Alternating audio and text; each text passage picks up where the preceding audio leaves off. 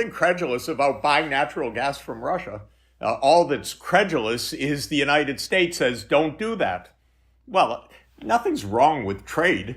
It's just that the United States and the mainstream media in Britain and the US say, no, that's dependence.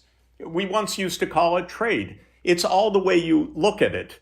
And the United States was rabidly opposed to this from the beginning because the US had other designs. The main US design was enlarging the US military alliance. By the way, contrary to promises that were given to Gorbachev in 1990, but so be it. The idea was enlarge the US military alliance first into Central Europe, then into Eastern Europe, and then after 2008 to Ukraine and to Georgia. That was the US plan.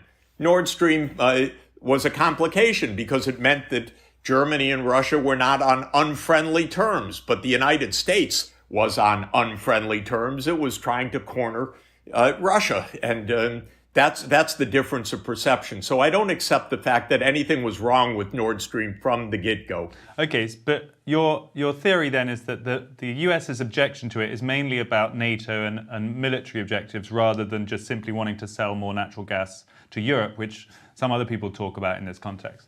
I think that's right. Of course, there are always hangers-on who want to make money out of any policy, but I think that this is really a geostrategic objective rather than a marketing objective. Right. Okay, so fast forward a bit then to 2021. Throughout this... Well, don't go so fast. Don't go so fast because there's one. Well, you missed in February 2014, the U.S. helped overthrow the government of Ukraine. That's really a crucial moment in this story.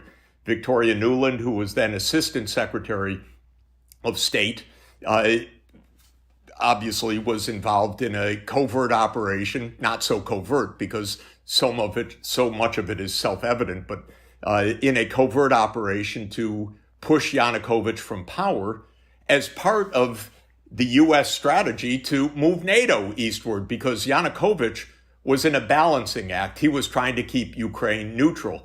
That's a no-no from the U.S. point of view. So the U.S. gave him a big nudge in February 2014, and the war with Russia broke out in February 2014. We're in the 9th year of this war now.